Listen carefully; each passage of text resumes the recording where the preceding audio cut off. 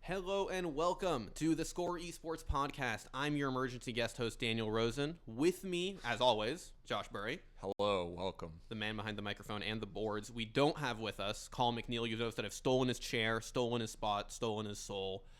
He'll be back with you, I'm sure, in the days to come. He's actually chained to his desk, and as a result, he's going to miss a guest that he was very personally excited about, which I'm sure Dan is about to unveil. Yes, but yeah, we're all very personally excited to speak with him, but we're all pumped. Colin was crying when I left him, and yeah, he's eating a pudding. It was horrible. It was horrible. Honestly, horrible ugly as hell to watch. Draw fan art of Colin eating pudding if we get fan art. Don't ever do that. But who we do have with us, Colin's not here, but who is here with us, we have a legendary fighting game caster. You know him on the mic and for playing the game from Marvel 2, Marvel 3, now Dragon Ball, Street Fighter 5, any game you can think of. We have with us legendary Michael Yipes Mendoza. Josh, can you bring Yipes on?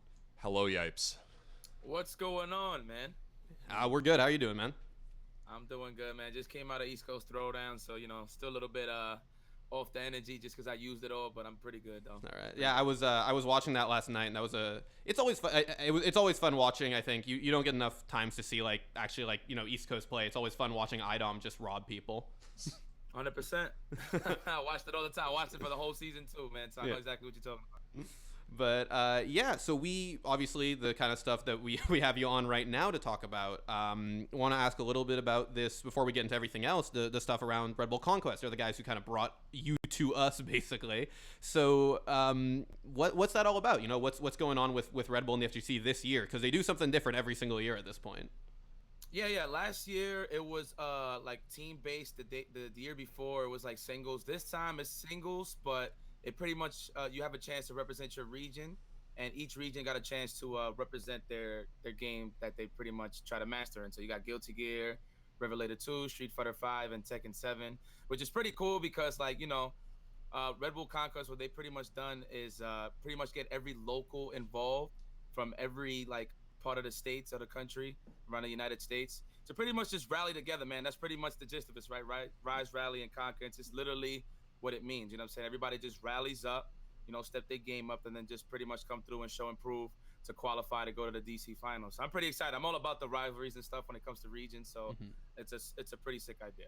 Yeah, it's stuff that gets sometimes, I think, like we get really international these days, all these big tournaments, stuff that gets washed out. And I went to last year, we actually had one of the they had one of their, like, you know, they got involved with our local, the Toronto local, and it was fun going out to those because it really gets people out there and gets people like hyped up to actually do something. It's also cool to see them add, like, I don't remember if they did Tekken last year, but they definitely weren't doing Guilty, and so it's nice to see, you know, Guilty Gear finally get some love on these kinds of things.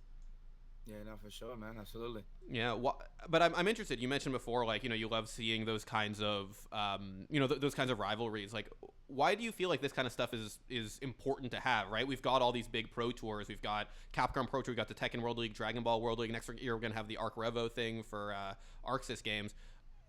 I guess I'm wondering, like, do you feel like this is an important avenue to still have this place where you get these kind of regional rivalries? Well, see, look, I come from the old school, right? I've been in the game since 2003. Been watching it for a while, but I was, like, in the scene since, like, late 03. And ever since I jumped on the scene, there was always something competitive about it, right? So, like, you know, I'm from the East Coast, of course. I'm from New York. And then when I actually started getting good, that's when I found out about our other brothers up on the other side, the West Coast, you know what I mean, California. So that rivalry kind of vibe was always good for the East and West. But, you know what I mean, I was kind of blind to all the other sections, you know what I mean, Midwest, the South, the North, you know what I'm saying? So it's pretty cool seeing this, you know, come to fruition, because now you actually get to see all the people that are trying to get involved into this thing that we love called the FGC. I feel like it's healthy because it actually promotes rivalries, and it actually gives people more reasons to actually step up to the plate and actually rep their hood. So they hood, their scene, whatever you want to call it, you know what I mean? But I feel like it's healthy for the scene, because without rivalries, I think there's no growth. So I think it's a beautiful thing to see right now, especially in the state of the game when everything's getting, you know, monetized and stuff like that. You know what I mean? But everybody still have that fun to just come out and compete and just compete and play those games. For sure. They like. Just great also to see a way that as these tournaments get so big, even though some of these tournaments are open, you know, like, it's still good to have that other level where guys can come in and really test themselves against other people that are more at their level. Like, if we think about this kind of like a bigger local, I think that's awesome, because that I mean, that's the FGC that if you've been in the scene long enough, you remember that as being probably your first experience with the FGC, not these huge events, right? Where it's just like a massive event. It's like, it's a local, it's casuals, whatever. And at a certain point, you got to work your way up the ladder. We got to make sure there's still a ladder there too. So I agree with you 100% on that, Yipes, for sure. Yeah, man. No, absolutely. Look, I come from the arcade era, the laundromats, the grocery stores, you know what I'm saying? So there was always a packed crowd with rivalries. And now that we got it to this level where you actually can see it on streams and big arenas like Mandalay Bay and, hotel ballrooms, it's pretty cool, man, how it pretty much started from a hole in the wall to where it is now. So it's pretty cool. And I like that the essence of the FGC is still around. So it's a beautiful thing. I wanted to ask you about that because I feel like I'm going to go out on the record here, and I've said this on other podcasts, so I'm fine to say this. I am 100% no Niner. I am too young to be the arcade guy. I came in with Street Fighter 4 like a crap ton of people did. And something I want to ask, because I've gone to arcades and I've written about this stuff to try to get a better understanding for it of the culture. And I want to ask, because you say that, some of that's still there, and I want to know what do you feel, or how much do you feel of that arcade culture is still in this modern FGC? Well, in a sense, for me, it's more so that some of the OGs are still around. You know what I mean? You still got guys like Justin Wong, Sanford Kelly, Ricky Ortiz, many more of the OGs still there. So I feel that vibe when it comes to that. In terms of the vibe of the arcade culture, it's more so that everybody's meeting up and getting to play. Nowadays you got, the home consoles, the online wave is pretty serious now, where you can actually just play in the comfort of your own home and you don't got to worry about it. But the camaraderie that you get from meeting up in these places and actually playing, it's actually very different. So I still feel that camaraderie and that gathering of just different ethnicities just under one roof. That is what I feel in terms of how I felt in the arcade side of things is still in this culture today. So definitely that's how I feel. It means a lot more than having an arcade machine somewhere, right? Like it matters to have people rubbing shoulders and actually meeting each other and carrying that over. It is interesting. I think the FGC, obviously it's one of the oldest communities of around competitive gaming, as it were, but it's basically one of the only ones with old guard guys still playing, right? Guys who played Street Fighter 2. Valle is still, he's not like the highest level, but he's still around, right? Tokido's was coming to EVO when he was 13 years old or something, right? Like these are guys who have been there since, if not the beginning, pretty early on, and it's one of the only places you still have like the old guard talking to the new players and teaching them things. Yeah, I think it's pretty important to preserve the history of the FGC, because everybody just jumps in and all they see is bright lights and cameras and sponsors and, you know what I mean? Just cool.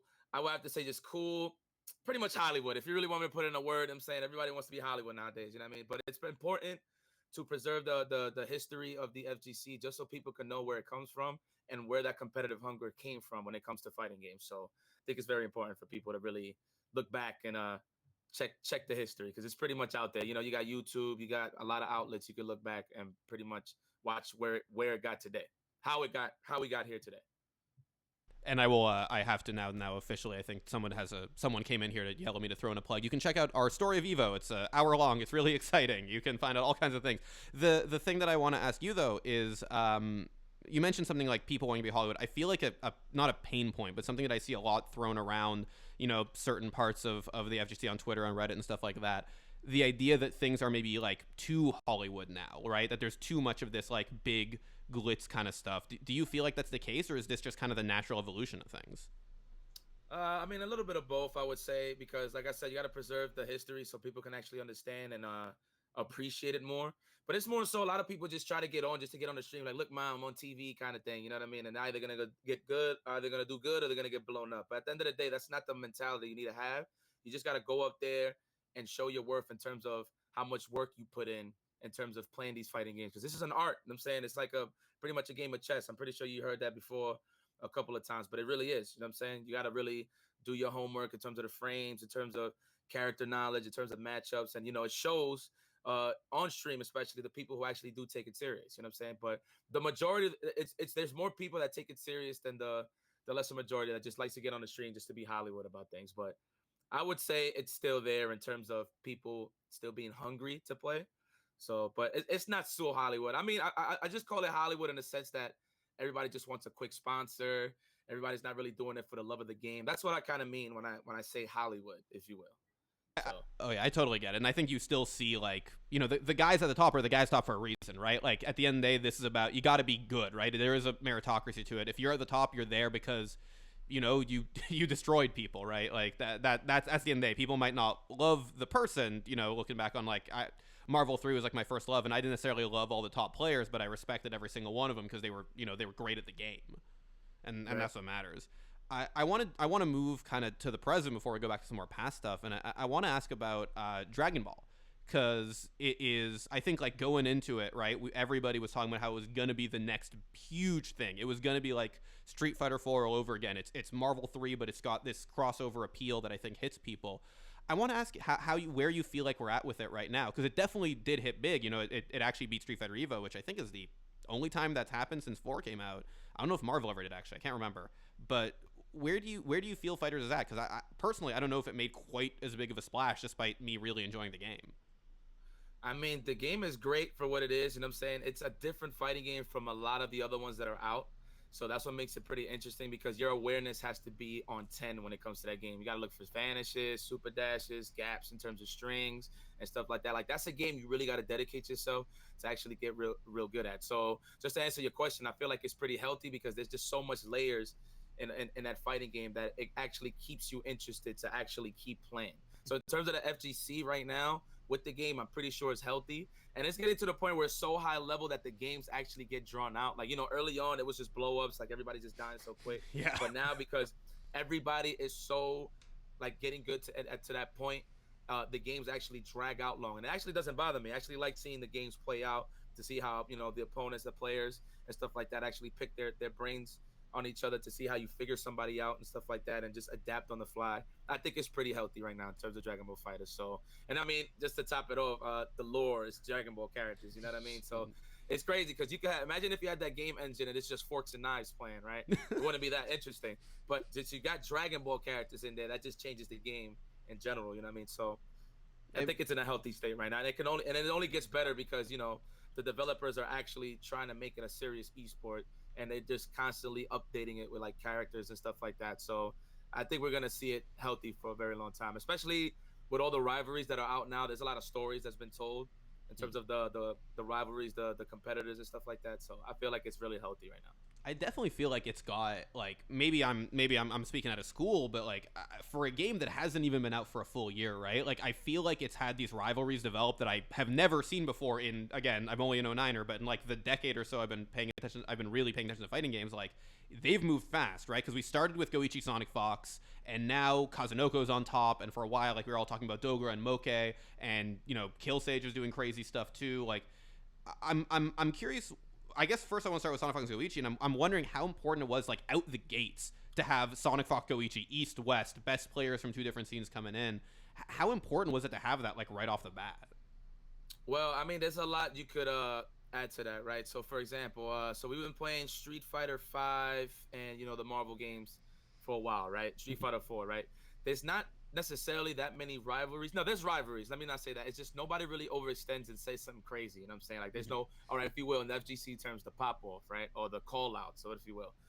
It was pretty stagnant for a while. There wasn't really people saying anything or nothing like that. And then, my Enter Dragon Ball FighterZ, you know what I mean? Well, before I even get into that, well, we did have those series, but in Marvel, but then, Marvel 3 kind of dried out a little bit, so we didn't get much of that as we did before, you know what I mean? But now, you know what I mean, Enter Dragon Ball FighterZ, you got SonicFox, who's pretty much arguably the best fighting game player in the world right now. I mean, I don't think that nobody could doubt that at this point. But just a simple fact that he plays so many fighting games. But, the kid always wants a challenge, you know what I mean? As long as I've known the kid, he always just wants to make sure that he gets challenged, you know what I mean? Like, this is how serious it is. At East Coast Throwdown, I'm playing Marvel vs. Capcom 2 with Chris Matrix and Sanford. And SonicFox actually pulls over and he goes, "Yo, man, if I played this game, I will actually body you." Like I'm like, wow, like that's crazy, but I loved it. I mean, it excites me. Like, well, I hope you actually get into it one day. And I'm saying so we could play it. But he actually called out Goichi, or I think it was the other way around. I'm not too sure. But both of those guys respectfully want a challenge. You know what I mean?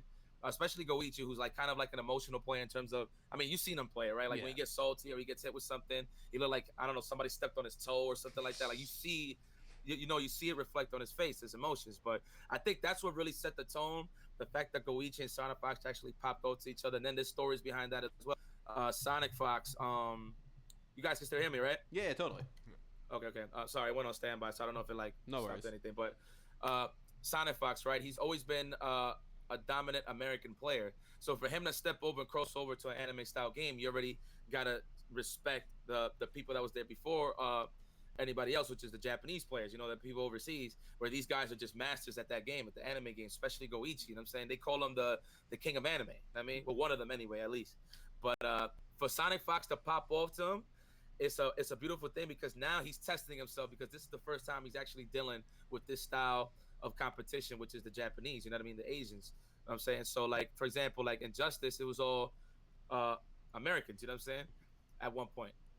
And then he got challenged by somebody from I forgot exactly where he's from, but he got it was Tekken Master. I forgot exactly where he's from, but he was the real first international comes out. Well, besides Foxy Grandpa, of course. But you get what I'm saying. Like, this is the first time he'll test himself to go up against one of the Japanese in a game that they've mastered for a very long time. He was kind of doing it at Street Fighter V. He actually got top 8 the first Street Fighter V final round Premier CPT in 2016, but he just stopped playing the game wholeheartedly. I guess he just focused on MKX at the time.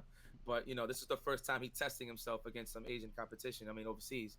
So that alone, you know, bring a story into the Dragon Ball FighterZ side of things. So that was pretty healthy in terms of the FGC and the growth and the storyline. So I definitely feel like I remember, right? Because like Sonic was playing like him and Sage too, right? They were Skullgirls guys, and then you know, Sonic was a Mortal Kombat guy, and it was, you know, him.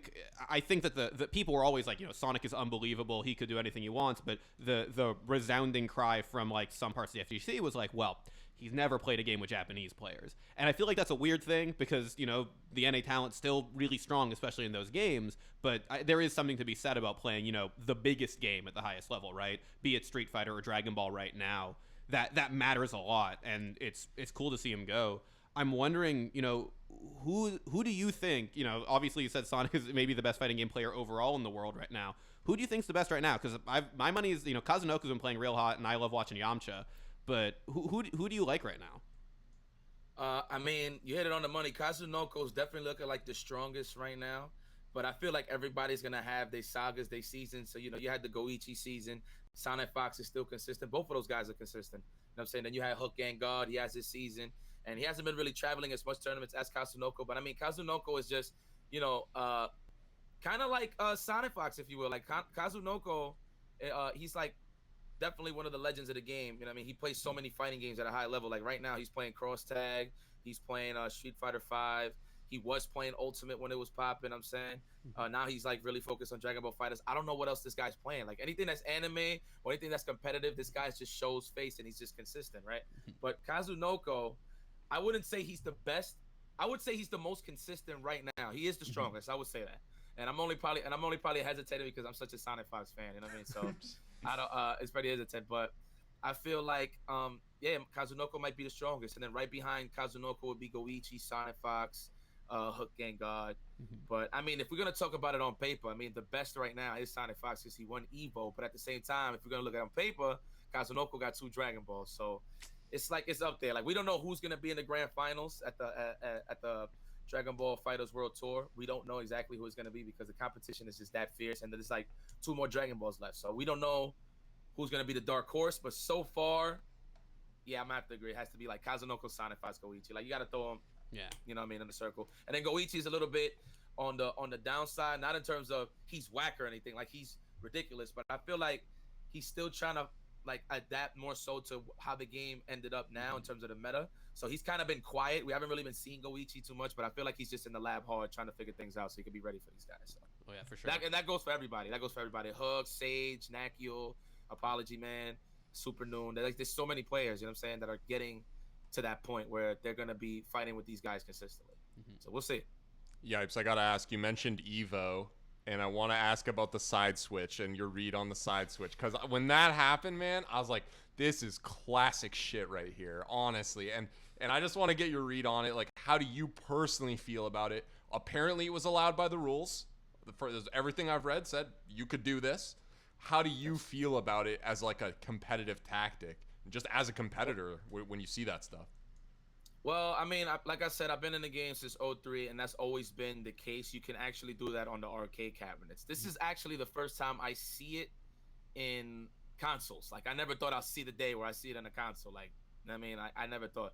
So, I was because I was casting that match when it was happening with Sage Jam. So, uh, I was actually being a little bit of a troll just to give it a little bit of more of a lore, just get a little more excitement. But people actually took it serious on Twitter, like, "Oh my God, Sonic Fox! I can't believe you did that to Goichi." And I'm just there like, "Yo, what the hell just happened here?" Like, it's actually not that serious. You know what I mean? So, in some cases, there are players that like to be more accustomed to the second player side or the first player side, either or. But Sonic Fox, I think he did the right move. He wasn't confident on his side, so he went to the other side. And I mean, now now who sold the story the whole time was Goichi. I mean, you saw his face when Sonic Fox asked for the switch. He's like, "Yo, come on, man! Like, are you serious? Let's get it popping." You know what I mean? But I don't think it was a bad thing at all. It is actually a classic thing to do in fighting games, so it's not a bad look. I'm just kind of mad and upset that Twitter took it that way. You know what I mean? And then there was people like agreeing with me too, like, "Yeah, man, like, why the hell? Like, Yipes is right. Like, why the hell he do this?" Like, dude, it was not that serious, man. Like, it really wasn't. You know what I mean? But you know how Twitter is. Everybody's so delicate now in social media side of things. So, I mean, it is what it is. It's like the fact of the matter is he still won, right? Like, it doesn't matter what Yeah. side you're on, you won Evo. Like, if you're gonna win And you Evo, you're can't gonna take it win away. Evo whatever side you're on. So like Sonic won. That's what counts. You can't take that away from him. That's the I thing don't- that bugs me. absolutely. But I don't know if I like saw anybody try and actually take Evo away from Sonic Fox. So I never saw that. It was more people being like, "Damn, he got a lot of time to breathe there." Like he was against the ropes in the strictest sense of the word. Like he did the right thing. I agree 100%. He needed a sec to just calm down, and Goichi, like I think maybe Yipes, you said he iced him. It was like he got iced. Like he was, by the end of that, it was like a whole. As soon as that next round started, it was like a different game. I was watching a completely different game. I couldn't believe it. I mean, look, since we want to call things eSports nowadays, right? Yeah. Especially for fighting games. In sports in general, there is timeouts. That's what's the whole point of it is to, calm the situation, kill the momentum, and just really compose yourself. You know what I'm saying? So I can actually kind of count that as a timeout. In terms of how dramatic it was on the stage, it was a little different. You know what I'm saying? But I feel like it was the right thing to do because I've seen it many times throughout my years, so it's not a bad thing. It was just so new to the newer crowd that it probably to them it was probably like on some, this like Sonic Fox disgusting. I can't believe he did this. You know what I'm saying? But on me on my end, I'm cast. I'm like, yeah, this is pretty smart, and I didn't even know that Sonic Fox is actually comfortable on the other side. You know what I'm saying? I don't even remember what side it was to be real with you. You know what I mean? But he got comfortable on the side that he preferred, and he got the job done. You know what I'm saying? So at the end of the day, no, I don't think it iced Goichi, but I feel like it just gave more time to Sonic Fox to just compose himself, which is cool. I don't think it's a bad thing. I guess we just need a ruling in terms of how long we can sit there and count this time out. You know what I'm saying? Or whatever the case is, the player one side. Because in CPT, I think you only got like 30 seconds. Yeah, or or a minute. I think it's a minute. Or a minute, like a minute, 30 seconds around that time. Yeah, I think it's a minute. You're actually right. Where they got time to compose themselves and just see what's going on. I think you're allowed like one coach in between the break or something like that. I'm not too sure, but time to breathe isn't a bad thing. So Yeah, I feel like it was okay. For sure. I want to ask before I move off Dragon Ball for a second. I'm asking because like you said, right, we're in the future of the game. I think we're probably not going to see any big changes made until after like the World Finals. But I kind of want to ask what you would like to see changed about the game. Listen. I play Android 16. I'm a monster, but I'm still kind of salty that I feel like there's some characters who maybe are a little stronger, or at least like defensive mechanics that I think people have been begging for. People asking for like push block and stuff. I want to know: is there anything that you would change about the game? I think the game for me has to play out for another year. Well, not another year, just to play out the rest of the years, just to see how it looks. You know what I'm saying? So far, the game is good. I mean, the main complaint I'm hearing from a lot of people is, Bardock and best friends and Goat Tanks and best friends. Pretty much, you just see a lot of the shell of Android 16 with Bardock or Goat Tanks. You know what I'm saying? I mean, the game can be very oppressive, but at the same time, this adds on to what I was saying earlier. You need to be at a certain level of awareness to play that game at a high level. So I don't feel like the game is broken. I mean, granted, there's a lot of, touch of death, but you need to have certain resources to actually get it going. It's not like, Marvel 3 where you just sneeze on somebody and they just die. You know what I mean? It's not. it's not like that. Like you actually have to be in a certain situation to actually get the kill. You know what I mean? The TOD. Mhm. But I feel like it's fine. Another complaint I heard about of from players, and I'm saying, is the blue life situation, where the blue life on the point character, like say the point character has blue life, and then they tag out that point character's blue life actually recovers very fast, and a lot of players, top players, don't agree with that. They feel like, I think they feel they're pretty much what they asked for is to reduce the health regen on the blue life. That's what I'm hearing a lot of people. I mean, it doesn't bother me necessarily, but it's a little different because they're competing. I'm just casting the matches. Though I do play the game frequently with like Dominion and Chris Matrix, but it doesn't bother me, but it bothers them. So I mean, like I said, you got to let the game play out a little more just to see exactly what we want to take away and what we want to fix up. And at the end of the day, it's the developers got to be listening, right? So for us to even have those wishes, so we'll see what's up. I feel like the game is fine right now. For sure. I also like you made a good point, right? Like there is for like as much as Bardock and friends, like as much as Bardock 16, Gotenks 16 is frustrating, it's not Virgil Doom, and so I'm okay. Right? Like I feel fine. Yep. Speaking of which, though, stuff that is, I guess, in the news lately, people are talking about these rumors around Marvel. Nobody knows what the actual deal is. I don't necessarily need to get into that, but people are saying that Marvel Infinite will come back in some ways. Marvel 4. I want to ask you how you feel about that stuff, because I feel like Marvel is this game that, like, whenever it goes away, it takes such a long time to come back, if at all, right? Between Marvel 2 and 3 and Ultimate and Infinite. How do you feel about people having this conversation again? Well, I mean, obviously it started from a rumor, right? But everybody just has that wishful thinking. They want to just put it in a universe, man. We want a Marvel 4, you know what I'm saying? I think it's more so everybody wants this is because MvCI was a pretty incomplete. I mean, let's not lie here, you know what I mean? The thing that actually upsetted me when it comes to that game was the fact that it got, dookied on so early. You know what I mean? Yeah. You had developers talking to me, and people over at Marvel and Capcom telling me things like, yo man, this is gonna be a big thing, or whatever the case is, you know what I'm saying?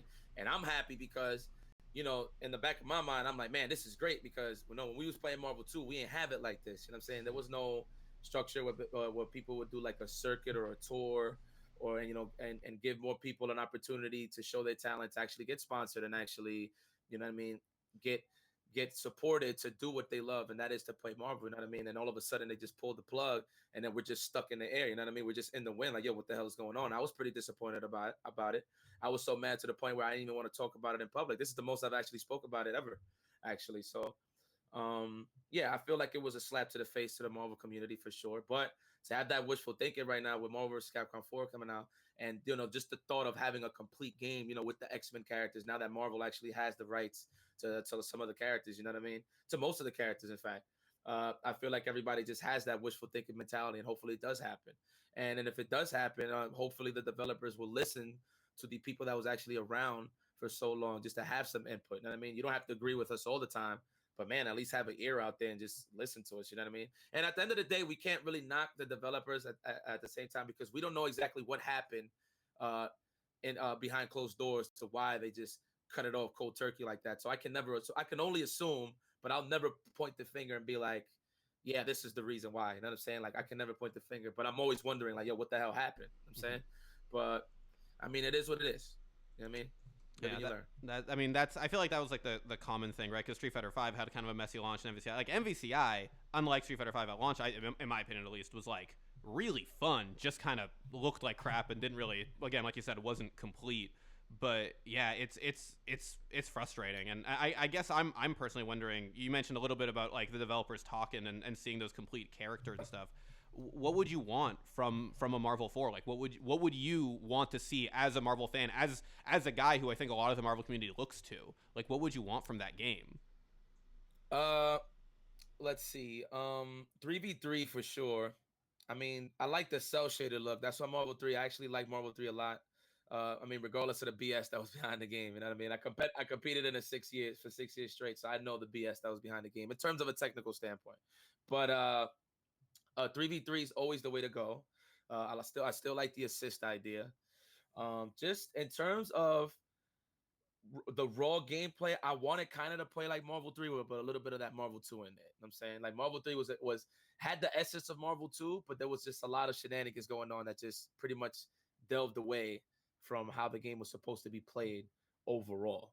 But I feel like Marvel 4 definitely 3v3, uh the assist, just cooler characters, man. Like the characters that we was expecting in Marvel 3, like I thought we was gonna get Fantastic Four. Like that was one of the few that I thought that was actually gonna make it. You know what I'm saying?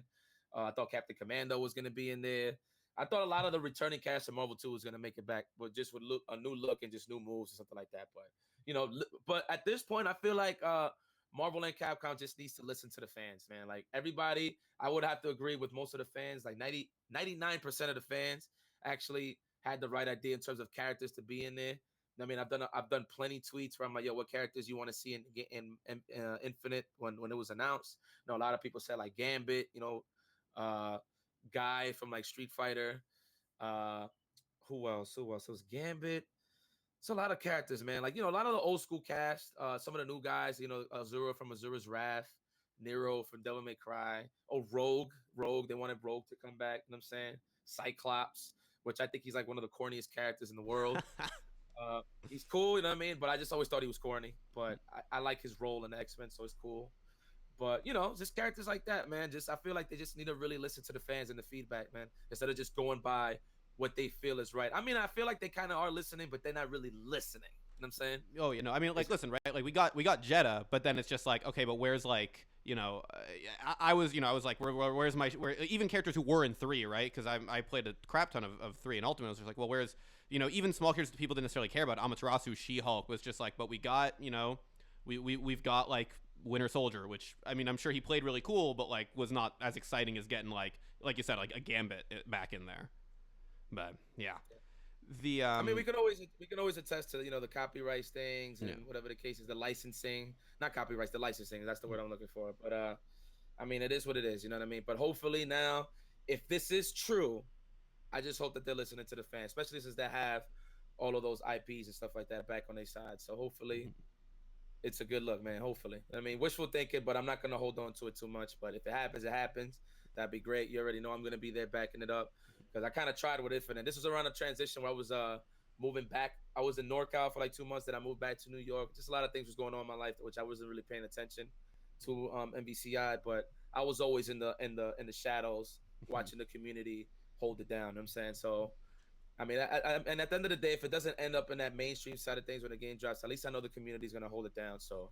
It is what it is. That's the thing, right? Like, at least, like, people are still playing Infinite. That's the thing, right? They've got their own leagues. It's not a ton of people, but they're still out there. And yeah, speaking of news stuff, I before I get to something else, I do want to get what your take on one last news thing, and I want to ask how you feel about this whole thing with Echo Fox. I think it's another thing the FGC is just constantly talking about right now, with them kind of cutting a bunch of their fighting game players and guys, and it kind of threw us over here even for a loop, right? Like, we've covered this stuff all the time, and we didn't see this coming. And I'm wondering what you think about that. I think it's got a lot of people like saying that the sky is falling, and I don't know if that's the case, but I mean, it could be a lot of things. I mean, I can only assume, but I don't have the answers for you for real. But I mean, and then you just got to look at it from the outside in, right? Like, damn, they dropped Momochi. Like, what the hell is wrong with these guys? You know what I'm saying? Not to disrespect Echo Fox or anything like that, but I felt like not necessarily that it was a mistake, but Momochi's such a staple in FGC. I would, if I had the money and stuff like that, I would keep him in. But at the same time, there was probably something that they was looking for specifically from him and the other players that he probably wasn't delivering. I'll say, as far as I know, Momochi, like, he's not on the website, but like Twitter and everything, he's still on the team. So I haven't seen anything official that says Momochi's out, because he and Chocoblanco, their Twitter is all still Echo Fox everywhere, unlike Theo and Scar and Punk, obviously. Oh, okay. Yeah. Well, I think I saw a list of the players. I think it was from Echo Fox, the players that was actually. Okay, yeah, I didn't see that. All I saw was like, because they were removed from the website. It's like, that's the thing, because they did a really bad job of telling people who was gone. So I legit, actually, I think you might be right. I just don't know.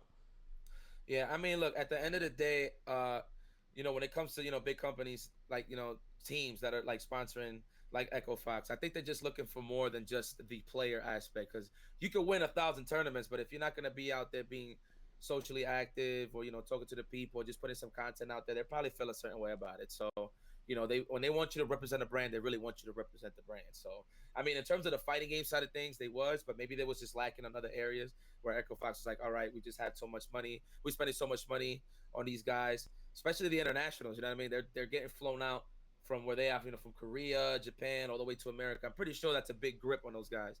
I mean, sure, I'm pretty sure they have the money for it, but it might be taking its toll. Be like, yo, man, like, how are we wasting all this money and we're not getting it back? You know what I mean? Who knows? You know what I'm saying? It could be a lot of those type of things, but that's just how it is when it comes to business and just pushing a product out there. So, I mean, it is what it is. You know what I mean? So that's just me assuming that's probably what it was, but we don't really have the answers. So For sure. The only good thing about that move by Echo Fox, in my opinion, is as soon as it happened, I knew we were gonna get a K-Brad video about the move, and I love that shit. So as soon as I saw it, I was like, Kenneth is on this shit, and soon enough we got it. So yeah, but sorry, Dan, I didn't. No worries. Yeah, that's cool. Yeah, it's that was just a good point. I was Yeah, I mean, obviously, right, they still have a bunch of guys who count, right? Sonic, who's the guy who's putting in front of the camera. Tokido is the guy who's putting in front of the camera,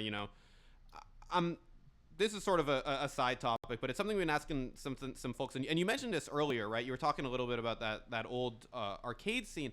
And I want to ask, right, because you were coming up on, like, the East Coast arcades. Like, were you going? I don't know if you were going to Chinatown Fair at that time, but, like, what was your arcade culture like, right? What was it like in those arcades? Because I feel like a lot of guys these days, like me, right? I came in there afterwards. Josh is much older than me, but like, whoa, much older. You're older than me, dude. You are older than me, but prehistoric, bro. Whoa! He made you sound mad prehistoric. Josh is 5 years older than me, 6 years older than me.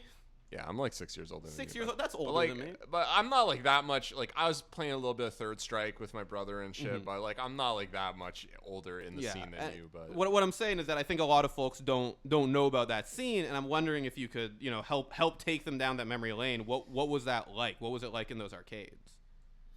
Well, let's see. Well, the beautiful thing about the arcades, I mean, besides the experience of actually playing, is just all the ethnicities that you actually see under one roof. So, I've seen a lot of my homies, my brothers and stuff like that in there, Asian, Black, Mexican, Dominican, Puerto Rican. They're just all under one roof, just playing white. Everybody's just playing on the one roof, and nobody's worried about what's the color of your skin. I just wanted to play some games. You know what I'm saying? And then the rowdy aspect was it, because there's two types of arcade cultures, I would say. So pretty much the same, but in terms of different environments. So, I come from a neighborhood called Dyke. You know what I'm saying? It was pretty hood, if you will, at the time, right? So, those arcades, there was a lot of like gang members and stuff like that. This was like in the bodegas and laundromats, you know what I'm saying? So it would get a little iffy, you know what I mean? Because, prides would get hurt and a lot of stupid stuff would happen.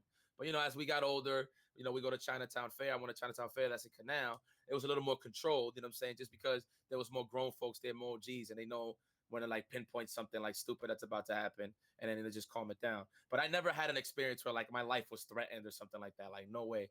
Not in Chinatown Fair anyway. Like, my life was kind of threatened in terms of the arcade scene back in the hood, and I mean, people could relate, but nothing too crazy to the point where I thought I was gonna die or something like that. Like, no. But it's just the difference of playing console and arcade is just totally different, man. Like the camaraderie, like I said, of just going out and meeting new friends. It was like a social thing too. Like, you go and meet up some new friends. They share the same passion as you in terms of playing games. Because like back in the days, we didn't have the luxury of YouTube and Twitter and Instagram and MySpace. You know what I'm saying? Where you could just holler at people, be like, yo, man, what's your online ID? Like that's the easy thing about it now, right? But in the arcade culture, you actually had to go and meet up and go to these places. And then what's so sick is you had like the neighborhood rivalry. So you had like some arcades in Manhattan go up against some of the arcades in the Bronx, and and then that got everybody together. You know what I'm saying? And that's how strong the East Coast got when it came to those kind of rivalries, because then we had to worry about who's out there on the West Coast or who was out there in New Jersey. Let's start local. Who's out there in New Jersey? Who's out there in Philly? Who's out there in Connecticut? Who's out there in VA? You know what I'm saying? Just the tri-state in general.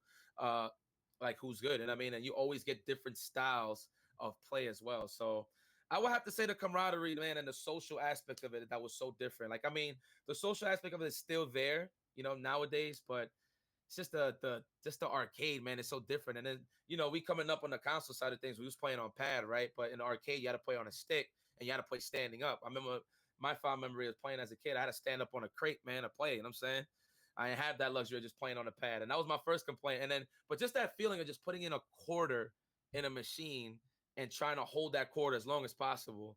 You know what I mean? Just trying to hold on to those wins and just getting better and better. It was pretty exciting, man. It was pretty exciting. So I would have to say, yeah, the social aspect of it was pretty different. I actually prefer the arcade side of things a lot more. It felt more exclusive, if you will, to me. I'm not gonna lie. So Yeah, Yipes. I was talking about holding on to that quarter. The other thing that always blew my mind about being at the arcade was you see somebody do something, and when you were learning a game, you'd be like, "Shit, what do I do about that?" Like I forget what game it was, but it wasn't Marvel vs. Capcom. But I remember seeing like it was definitely a Capcom fighter, and somebody was laming the shit out of something. I was like, "What do you even do?" And back then it was like, you don't know if something's real, right? Like you think, like you're like, is that real? I think it's real. And then you would lose your quarter. Some guy would come on and he would show you that shit's not real at all. You know, that for me was awesome. That was the really interesting thing about it was you could share information and learn information at a time where, like you said, you can't just get on the internet and be like, okay, is Mero spamming this real? Yeah, it's real. Or like there's no, like that to me was crazy. Like watching people learn, being in that same area, everybody learning together, man, that was really cool. I loved it, man. It was good shit. And that was the beautiful thing about the arcades back in the day, because everybody pretty much, it was like a big pot. Everybody trying to make gumbo. Everybody's just trying to bring their ingredients in there. Like, yo, you can add this to make it better. You can add that. Basically, long story short is like, let's say, for example, like I used to go to an arcade here called Kobe's World. There was like Game Town and stuff like that around my neighborhood. And there's certain tactics. Like, for example, Cable. For example, Cable. Y'all remember he could A Hyper Viper you like 6,000 times. And you're like, yo, man, how the hell can you get in on this? You know what I'm saying? So regular characters couldn't do it. You know what I'm saying? But you had characters like Magneto, Storm, the Air Dashers, right? Those are the characters that can actually deal with Cable. You know what I mean? So then you'll learn tactics from like other arcades. Like you'll be like, yo, man, this is what you do against Cable and this and you know, and then they'll be dealing with stuff that they didn't know, but we knew. You know what I'm saying? So that's how we shared our tech back in the day. So we always chipped in the barbecue, if you will. Everybody bring their hot dogs, their hamburgers, their drinks. Everybody brings something to the barbecue. You know what I'm saying? So yeah, that was the beautiful part about the arcade scene back in the day. So the sharing of tech was pretty cool. And that's what brought more the social aspect a lot more. You know what I'm saying? Yeah. Where everybody would just sit down. We'd probably go have some lunch somewhere and just really sit there and just talk about, strategies and game plans. And then with those strategies and game plans, we'll bump into new stuff and to evolve the meta of the current games we was playing at the time. For me, it was Marvel 2. So and then to give you an example, how I got into the arcade so serious was, I thought I was the hotness in my neighborhood, right? I was whooping everybody's ass. Everything was cool, you know what I'm saying? And then here comes Dominion. And I knew Dominion from one of my friends that I knew him because they used to go to school, whatever. And then that's how we met. Like he bring him through pretty much to humble me up. Like, yo, I got this guy in the arcade thinking he nice or whatever. So Dominion beat me, but then he was teaching me on the way I was getting good. And then I started beating him. And then that's when Dominion hit me with the, yo, man, you're pretty good. Like, you shouldn't be playing under this arcade. Everybody sucks here. Like, it was that competitive. You know what I'm saying? And it was like, yo, man, like, you should come to Chinatown Fair. He took me to Chinatown Fair, and the rest is history, man. Here I am. You know what I mean? So it's a beautiful thing, man. It's a beautiful thing when it comes to the social aspect of things. I wondered if you have I just love hearing those stories of like people in that first experience, right? I was talking to because every like good player has like great player rather I think has that first experience where they play somebody, they lose to somebody, but they're like, oh no, you're good, right? You hear it from we got it out of Justin, out of Daigo, out of everybody, right? Everybody's got that, and I'm wondering, did you have any of those where you found somebody at an arcade and like, oh, this guy's pretty good? Let me see. Probably, you know what? No, because once I got in the arcade scene, and everybody was freaking good, man. Like everybody was good. So it's not like I could pinpoint and pick like a prodigy, if you will. Like, yo, man, like this guy's the future. Nah, dude, everybody was pretty good with the competition I had back in the day, man. So everybody had bring something to the table. So I don't really have no fond memory where I just pick somebody like, yo, man, this guy's pretty good. Like, nah, maybe in let me see. Maybe in Street Fighter when I first see Knuckle do. When I see Knuckle doing the way he was playing, I'm like, man, this guy's pretty good. He's going places. Like, you know what I mean? Look at him now, you know what I'm saying? So he was pretty young at the time, like really young. Like we couldn't take the guy to the bar or nothing. You know what I'm saying? So now he's old enough, and I mean he's a grown-ass man doing some good things for himself. So Yeah, I would have to say Knuckle do. Mm-hmm. Knuckle do. Knuckle, I remember he was like one of my first, because he's like, I don't know if dude's younger than me, but he's like my age, and he was like one of my first interviews with a fighting game dude, and I was just like, I think he didn't even play vanilla, right? He played like super with his uncle or something. It was like, it was just a cool story out of him. I want to ask one more thing about while we're on this memory lane thing. I want to ask if you have like a favorite memory of that arcade experience. If it was a tournament, if it was just playing with people, or if you've got any memory that kind of stands out to you. Let's see. So I think my first memory was like the memory that was like very vivid was when I first went to Chinatown Fair. So the first game I was looking for was obviously Marvel vs. Capcom 2. And I played like 3 games at the time. I was playing Melee, Guilty Gear, 4 games. I was playing Melee, Guilty Gear, Third Strike, and Marvel 2. But Marvel 2 was always the one that caught my attention the most. So the first thing I do was go in the machine, in the arcade. And it's kind of like hole in the wall, right? Like you had your hall with your old school games like Pac-Man, stuff like that, the little old school shooters and stuff like that. And then you take a left and it was the bigger room. That's when you had Marvel 2. That's when you seen everybody there. So my fondest memory was pretty much I saw Chris Matrix pop and smack, and he had a do-rag on. This is when he had long hair at the time. So, do-rags actually protect your hair to keep it smooth or whatever. But he had his hair, he had the do-rag on. He had like $100 bills and $50 bills in between the ropes. I'm like, what the hell's going on here? You know what I mean? And then you had Desmond Pinkney like playing on the second player side. And then like Chris Matrix was kind of being like the Don King for Desmond. Like, yo, man, everybody want to come get their ass kicked. Come on over here, play some Desmond or something like that.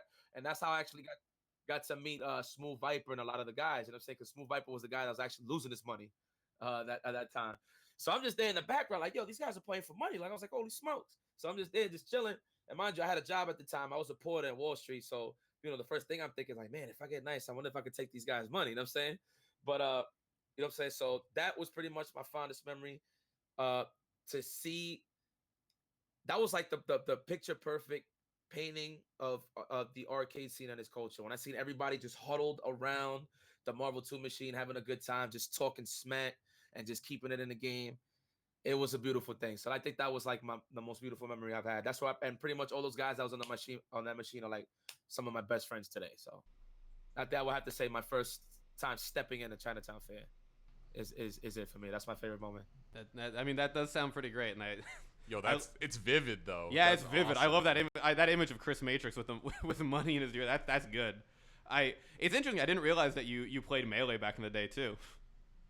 Yeah, I used to play with Dominion and Cremo. That was actually one of the games I was playing a lot. I used to play Captain Falcon. That was actually one of my favorite games. So it's funny. So like, I stopped playing a game and I went full time in Marvel 2, and then I saw the way how the game evolved, because I mean before it was like a little more slow paced, but then everybody started L canceling and stuff like that with the wave dashing. Everything was just looking different. I'm saying, like, in terms of like, it was just moving so fast after I was like, holy smokes. And then I started calling it like Baby Marvel 2. You know what I'm saying? Like back in the day, because it's just so high paced, just like Marvel 2. So, and then that's what kept me hooked watching it as like a spectator. So I wish I would have kind of stuck around with it, but Marvel 2 was just too good, man, at the time. So I couldn't commit. That's how I got my friends. I mean, Marvel 3 is, I think, is different Marvel 2, but that's how I got my friends who were Smashers at the time to play Marvel 3. It was like, it's Melee in terms of speed. It's not like Smash. It's fast, but it's cool to hear. Yeah. Anyway, we're running up on the time you gave us, man. So, we're just going to open the floor to you. If you got any, last thing you want to say, anything we didn't bring up, any shout outs you want to give, just, floor is yours. Say what you want to say. Yeah, and just because you called me when you was talking about there was a player that you saw that was gonna come up. SonicFox was another one as well. Just to throw that out there. But wait, yeah, I gotta know, when was the first time you saw SonicFox? It was a ECT or a Big E tournament. I forgot exactly which one it was, but this guy was so young, just busting ass in DOA, man. I'm like, yo, who the hell is this kid, bro? And I remember this is how I knew, because I want to go like shake his hand and stuff, and he fist bumped me because I didn't know he was a germaphobe. So I want to go fist bump the little guy, like, yo, man, good stuff. You're pretty good. I'm saying, he's like, thanks, fist bump me, and he kept it moving. But then, as the tournaments evolved and stuff like that, like, he got older, then we got cooler. So I mean, you could pretty much tell if you watch NLBC the way he chose the shit out of me every time he wins the damn local, and then he hollers at me. You know what I'm saying? And I have to interview him. But it's a great kid. Great kid. But yeah, I mean, in terms of shout outs, I want to give a shout out to the fighting game community for just loving what I do. I appreciate you guys so much, because without you guys, I would be nothing right now in the FGC. Shout outs to everybody just playing the fighting games that they love. There's so many complaints out there in Twitter that can actually, make a person stop playing the game. You know what I mean? Not motivate them to play the game. Get discouraged is the word I'm looking for. And they just keep trucking and playing the game. So I respect that a lot. Because there was a point in time in my life where everybody was saying, "Your Marvel 2 sucked," and I'm like, "You crazy? You suck. That means you just can't play the game." You know what I mean? That's how I look at it. But big shout outs to them. Shout outs, of course, to Red Bull. You know what I mean? Pretty much Red Bull is the ones that connected to me. Blake, for sure, connected to me, to you guys, to actually get this podcast going. So shout outs to you guys for sure for having me on, and just everybody that's just been supporting me, man. I have a great energy and vibe when I do these events and just be the hype man and just have fun just talking about the games, because there's a lot of things that go on in my life that I just don't want to be paying attention to, and FGC is definitely a great escape for that. So I really do appreciate the community, and I hope the universe keeps me alive and well for a very long time so I could be old and gray to watch how this turns out. You know what I'm saying? So I appreciate all the people, man. Most importantly, the people. You know what I'm saying? My mom for letting me go to my first Evo. You know what I'm saying? And then I pretty much bring some of that money back home. And then she saw that it was pretty much the real deal. So she let me continue on doing what I was doing. And I'm here today pretty much paying the bills with this. So I really do appreciate everybody that has helped me out and to get me to the level where I'm at today. So I would definitely want to give a big shout out to the people. Yeah, that's living the dream, and hopefully we still get to hear you and see you. When you do grace us with the play on stream, bringing the hype until you are old and gray. And thanks so much for coming on, Yipes. We'd love to have you on whenever you want. And have a great day, man. Really appreciate it. Thank you so much for having me, y'all. Peace and love. See you, man. See you, Yipes. That was great. That was a good time. Yeah, man. I honestly just really refreshing to hear the arcade culture. Yeah. Stuff for an old man such as yourself. I mean, I was pretty young when I was fair. playing in arcades, and honestly, the arcades in our area kind of fizzled out, I think, a lot faster than. Well, okay, so here's the thing. Obviously. There was an arcade until like the mid 2000s, right near where I live now. I feel super nostalgic every time I go to this crappy old mall that's in Chinatown near my apartment, because there was an arcade in the basement. It was sweet, and it was there until like 2008 or something.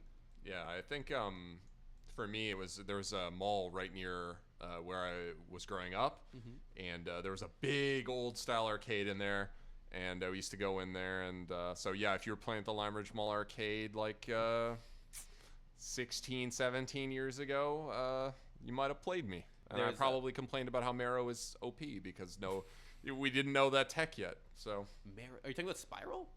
Marrow, is Marrow Marvel 2? I'm trying to remember Marrow. I don't know, actually. Maybe it was Spiral. I think you're thinking about Spiral. She shoots the swords, right?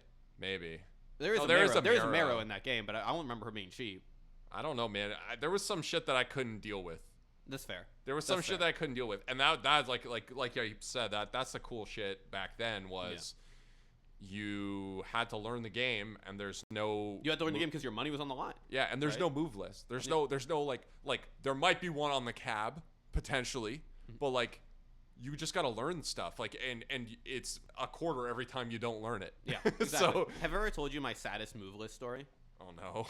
What? There's a local barcade, and it's a great barcade. I'm not going to say the name because I don't want to hurt them or hurt their feelings or whatever. Okay. It's a great place. I really enjoy going there every time I go there. But they have a Street Fighter 2 machine. They have you see Street Fighter 2 and you walk up and you realize it's like Champion Edition, so it's not even Super Turbo. Oh god. And then you look closer and you realize that it's got a Marvel 2 move list on it, and you're like, you gutted Marvel 2 to put CE in here. And I was so upset when I saw Maybe the board didn't work, dude.